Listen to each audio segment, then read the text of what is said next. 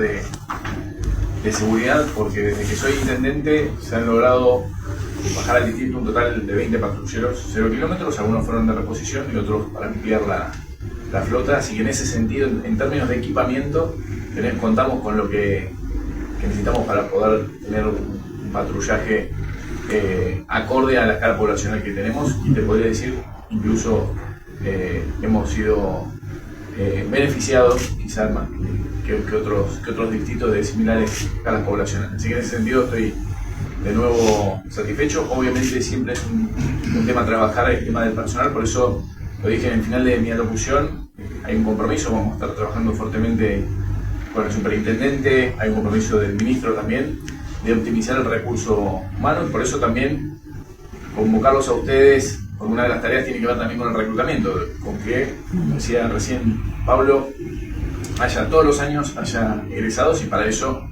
obviamente tenemos que darle difusión a todas las campañas de inscripción a la fuerza, y que aquellos vecinos, vecinas que entiendan lo importante de la vocación de servir a la comunidad a través de integrar la fuerza, bueno, obviamente desde el Estado municipal facilitar la tarea para que eso pueda ocurrir. Así que es un compromiso también de todos, de que podamos tener cada vez más personas que ingresen a la fuerza, decididas a restaurar el orden y cuidarnos como vecinos y vecinos. Gracias. Buen día. Daniel Ramazzotti, periódico. Señor Intendente, usted mencionó ayer en el Consejo Deliberante, se sancionó la emergencia de seguridad y de salud, y se aprobó un aumento de tasas del 50%. Yo quería saber lo siguiente. El año pasado el aumento de tasas fue mayor que la inflación, y este año no alcanzó. Este año el aumento de tasas para el año que viene es mucho mayor que la inflación prevista por lo menos. Entonces yo quería saber si calcula usted que con esto va a alcanzar, y de ser así, y de no ser así, ¿por qué no se implementan algunas otras medidas que no sean siempre aumentar las tasas, ¿no? Y ya que aprovecho otra más, ¿qué porcentaje del presupuesto 2026 tienen pensado destinar a seguridad y salud? A ver, creo que hay que mirar las cosas en perspectiva, porque lo cierto es que no podemos analizar año a año sin tener una correlación de los años anteriores. Nosotros hemos determinado que en los últimos 8 años, en los que hemos tenido minoría en el Consejo Deliberante, la inflación acumulada ha sido de un total del 6.000%. Sin embargo, las tasas han sido del 2.200%. Estamos hablando de que no están a la mitad, están al tercio de lo que hubiera sido suficiente al menos para mantener una calidad de servicio, si entendemos que el valor de las cosas también representa su calidad. Con lo cual, no voy a entrar en cuestiones de la política, simplemente decir que esto es una realidad que sucedió. Esto explica una parte de la situación. La otra parte tiene que ver justamente porque los municipios se financian por la recaudación de sus propias tasas y también por la coparticipación. Muchos de estos años hemos podido dar cuenta de un buen servicio justamente porque a la falta del capítulo del local se lo compensaba con la coparticipación provincial. Este año que hemos transcurrido, y digo de nuevo, el municipio de General Alvarado no tiene una situación exclusiva, sino que lo hemos visto manifestarse en muchos municipios de la zona, y quizás ustedes que están más sensibles a este tipo de cosas han visto casos en toda la provincia de Buenos Aires, salvo honrosas excepciones que tienen que ver con el entorno urbano, que tienen otra lógica en términos de recaudación. Bueno, obviamente lo que está sucediendo a nivel nacional, esos 12 billones que el gobernador incansablemente manifiesta que la nación le retiene de manera ilegal, porque no son fondos discrecionales, sino que son fondos garantizados por ley, que no son automáticos como la coparticipación, pero que son necesarios y que tienen que ver, por ejemplo, entre otras cosas, con el fondo de seguridad, con el fondo de seguridad social, con lo que tiene que ver con el transporte y una serie de cuestiones más.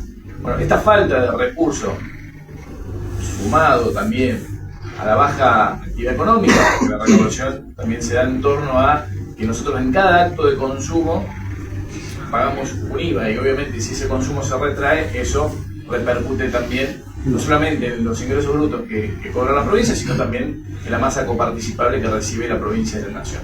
Esto ha hecho que todos los municipios percibamos, pero no en detalle menor, sino percibamos mucho menos recursos coparticipables, y eso ha complicado el normal funcionamiento de los servicios que los vecinos nos exigen con justicia. Estamos para eso. Nosotros no entendemos que tenemos que corrernos como Estado de aquellas cosas que son indelegables y que tienen que ver justamente con la actividad de la comunidad, sino que simplemente tenemos que hacerlo, pero necesitamos los recursos suficientes. El área de economía trabaja incansablemente para poder identificar cuáles son los recursos suficientes. Por eso se ha planteado esta tasa. También ustedes saben, y si lo tienen en un evento comparado, pueden ver que en otros destinos incluso se han trazado tasas del doble de lo que estamos planteando, o casi el doble de lo que hemos planteado nosotros para nuestro destino. En algunos mucho menos también. Puede ser. Bueno, responde a la particularidad de cada... Seguramente no han contado con 8 años con las tasas al tercio de la inflación. Pero cada caso es particular. Nosotros entendemos que estos son los recursos suficientes sin generar tampoco un impacto en lo que cada vecino, cada vecina tiene que pagar todos los meses o bimestralmente con sus tasas. Así que entendemos que, de nuevo, esto no nos va a dar los recursos suficientes para que pasemos a ser una ciudad de primer nivel, pero sí empezar a recuperar aquellos servicios que hoy entendemos que no están a la altura de lo que el vecino demanda, de nuevamente con justicia, pero no es una cuestión de falta de capacidad de operación, sino que son cosas que hemos hecho siempre, pero que hoy no contamos con los recursos suficientes para poder hacerlo.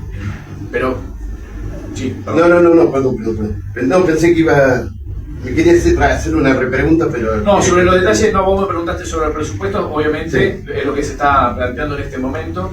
No te podría dar un detalle porque tengo,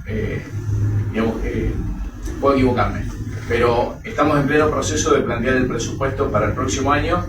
Ojalá nuevamente no caigamos nuevamente lo que ha pasado todos estos años, que tengamos la posibilidad de contar el presupuesto. Ya tenemos tasas, ¿no? La proyección de ingresos de lo que pretendemos recaudar durante el próximo año. Ojalá, antes que termine este año, como debiera ser y como lo fue muchas veces, durante muchos años. Esto es una novedad de hace muy pocos años, que por ejemplo un presupuesto que tendría que haber sido para todo el año se trata en noviembre y encima se rechace sin, y esto también hay que decirlo y es detalle, no es opinión política, sin haber discutido una alternativa. Porque a mí me hubiera encantado que al menos un presupuesto alternativo de la oposición, o uno por bloque o uno por concejal, pero dar la discusión y el debate sobre cuáles son las prioridades y cómo poder afrontarlas para el próximo año. Hemos tenido una reunión con los concejales, hay un compromiso de que esto se pueda revertir. Yo milito siempre que creo que la comunidad se beneficia de la política, y muchos lo han mencionado cuando nos vieron trabajando en conjunto con temas tan sensibles como lo que tiene que ver con la seguridad.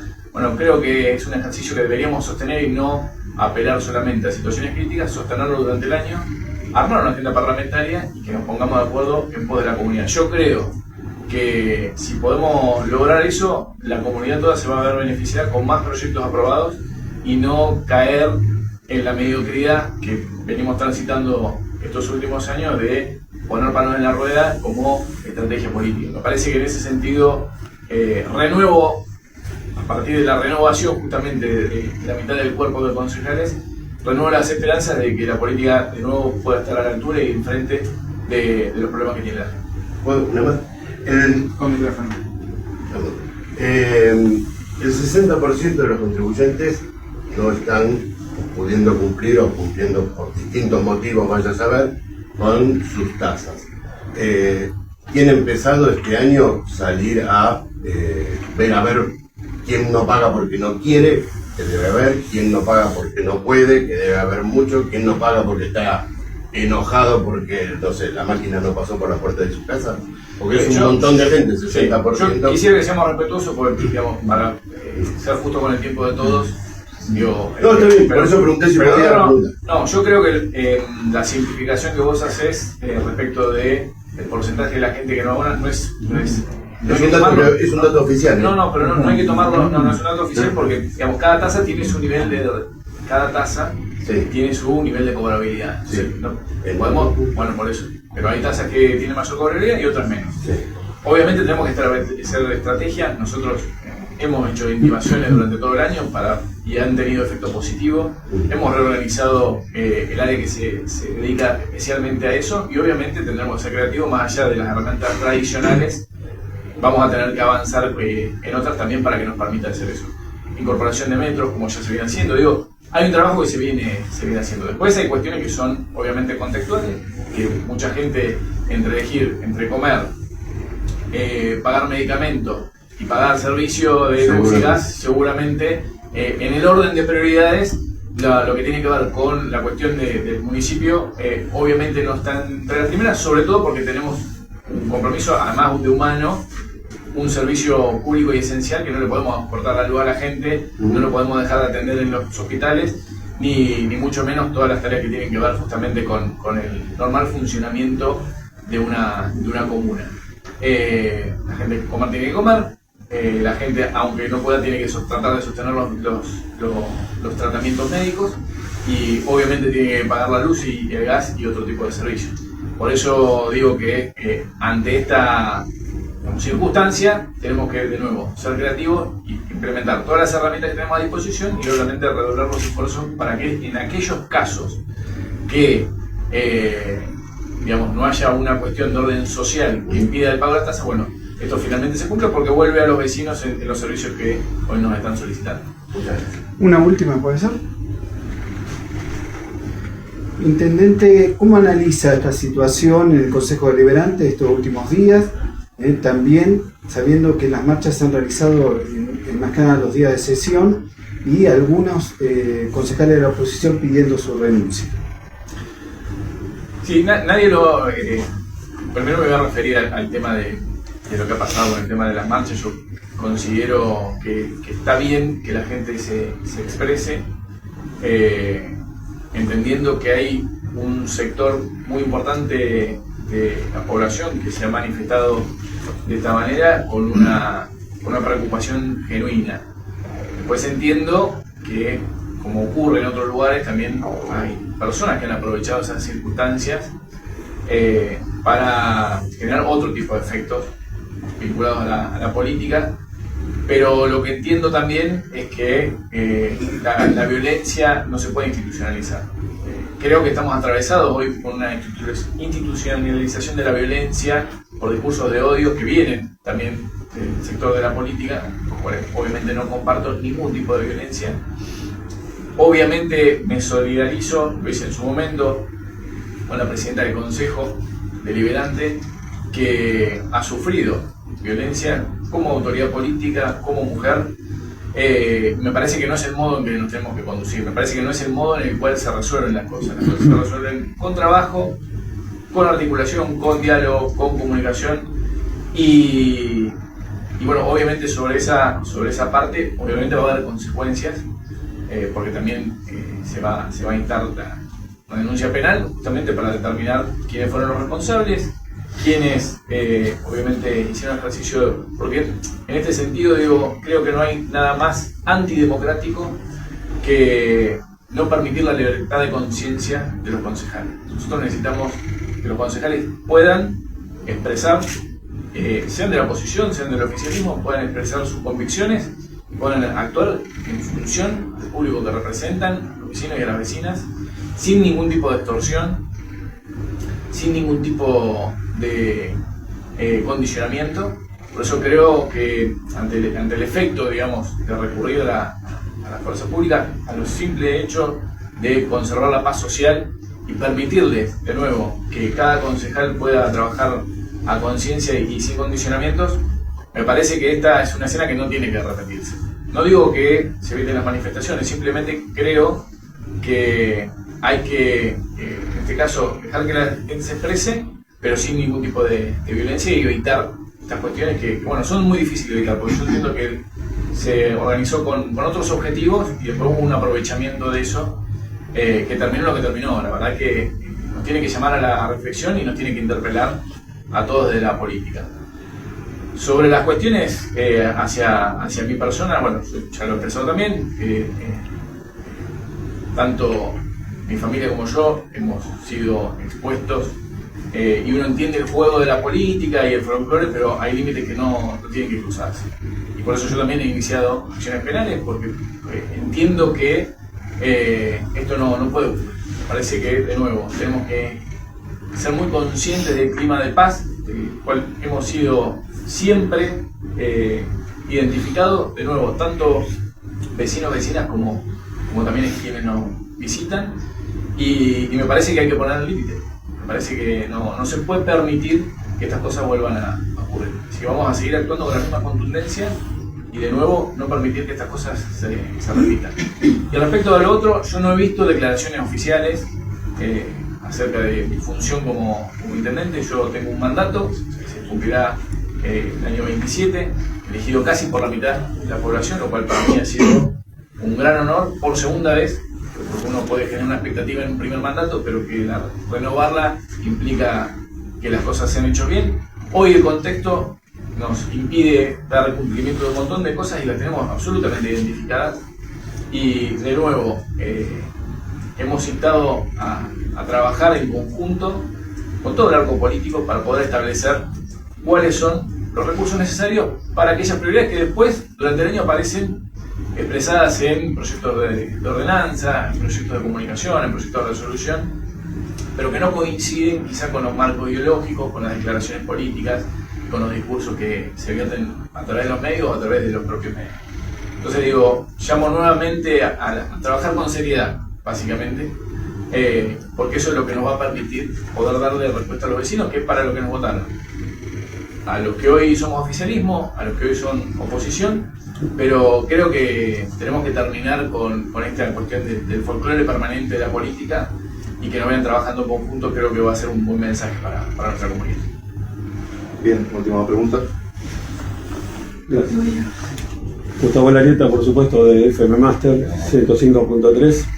Señor Intendente, usted habló recién de estamos cerca del verano. La pregunta mía es clara. El año pasado tuvimos policías en las esquinas con sus móviles y la Guardia Urbana circulando. Pero yo recuerdo en otros momentos donde directamente la policía circulaba de noche de las dos veredas. El año pasado con la Guardia Urbana y la policía que estaba con sus móviles y se iba, quedábamos al descubierto. En la última parte se bajaron y empezaron a caminar. ¿Hay posibilidades de volver a lo anterior, que me parece que era muy correcto, porque todos sabemos el tema de los gitanos, que no los podemos parar y constantemente están molestando y robándole a la gente?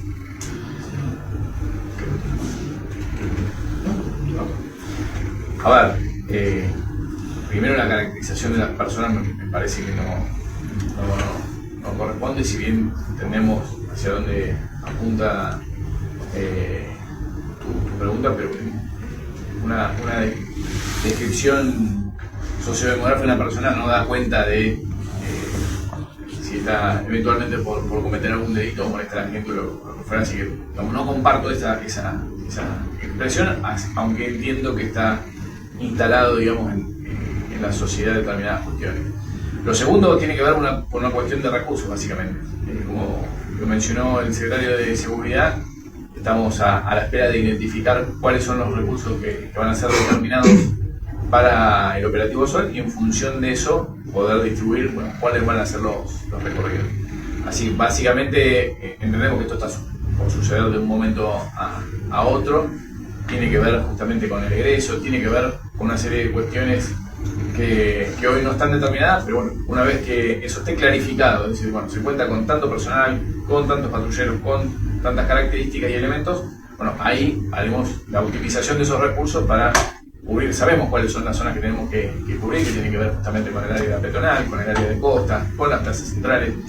Sabemos cuáles son los elementos que hay que intervenir. También, el operativo Sol no se agota únicamente a eso, sino también hay profesionales de bomberos. Estamos ante un escenario de niña en términos climatológicos, con lo cual es esperable que haya altas temperaturas. Tenemos malo recuerdo de eso y tenemos que estar preparados también para cualquier otra circunstancia que pueda llegar a ocurrir. Tenemos el acompañamiento de defensa civil. El operativo Sol es mucho más amplio Pero bueno, obviamente, de nuevo, hasta no poder identificar y tener claridad sobre cuáles son los recursos que vamos a tener, no podemos hacer un despliegue de esos recursos y organizarlos técnicamente. Gracias. Para ser justo, nos quedamos medio que no había hecho preguntas. Hola, Paola Ordóñez de Miramar en Voz. Yo tengo dos consultas. Una, si en la línea de lo que se ha detenido ahora y todo, se han hallado reincidencias y si hay un plan en relación a esto, ya que a nivel judicial a veces se suelta la mano por cuestiones de ley. ¿Es esa la única pregunta? Sí. Y la segunda es que tras los hechos ocurridos en el Consejo Deliberante, la otra vez, y se naturalizó a nivel de medios, a nivel político, estas acciones, si hay programas pensados, programas de prevención, ya que la delincuencia nace en el seno de una familia y si esto se naturaliza, es posiblemente que se expanda como una bola de nieve, porque es ahí donde nace la delincuencia. Si se naturaliza esto que pasó, que no solamente fue una mujer, sino dos mujeres más agredidas, esto puede llegar a como comunidad, llegar a ser peligroso, expansivo y peligroso. Bien. Contesto a la primera parte. En cuanto a la reiterancia o la reincidencia, sí, en todas las detenciones, o en todos los detenidos, mejor dicho, se observa el patrón de reiterancia, como mínimo, y en algunos casos reincidencia. No es lo mismo técnicamente, pero es una cuestión recurrente. En ese sentido, desde el ámbito municipal, la verdad que no hay nada que se pueda hacer, solamente seguir trabajando, porque es una cuestión que excede a lo que se puede hacer legislativamente desde una jurisdicción municipal. ¿Ya? O sea, hay que seguir trabajando y hay que seguir deteniendo a las personas las veces que sea necesario y las veces que sean sorprendidos cometiendo un delito o que se pruebe que hayan cometido un delito a través de una investigación. ¿Ya? Pero para contestar puntualmente la pregunta, sí. En todos los casos se ha observado reiterancia y en algunos reincidencia por parte del detenido. Y la otra parte, no sé si a mí, cuando vos decís dos mujeres, no sé a qué te referís, no entiendo. Porque en el Consejo Deliberante no solamente hubo que podría estar tipificado en el Código Penal como lesiones leves, que fue lo que le pasó le perpetuaron a Sabina, sino también los gritos e insultos que recibieron las otras dos compañeras que trabajan en el Consejo Deliberante, no sé el nombre, sí, pero bueno, que llevan la acción de estar pendiente de lo que necesitan los concejales, las concejalas. Ellas fueron arrinconadas, les gritaron, entonces esto se naturalizó de una manera que a mí, en mi forma personal, me parece preocupante, que esto se diga, bueno, es que los vecinos están cansados, que los mismos vecinos digan, bueno, pasó porque estábamos cansados. A mí me parece preocupante el nivel de violencia que justifique a través de los medios y de todo. Ahora entendí y te respondo. Dos cosas. Primero, en principio, respecto de los hechos de los que fue víctima la señora presidenta de la Honorable Consejo Deliberante, la misma ha presentado o ha formulado una denuncia penal al respecto y será objeto de investigación. O sea, sobre el hecho sucedido está a disposición de la justicia.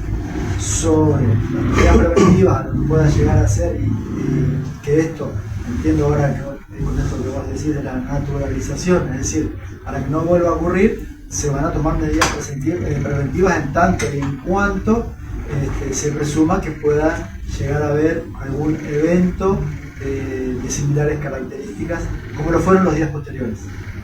A esto obedecen los operativos de los días siguientes. El argumento por el cual los operativos fueron implementados por el Ministerio de Seguridad a requerimiento del Departamento Ejecutivo del municipio es en virtud de los hechos sucedidos, para que no se vuelvan a repetir.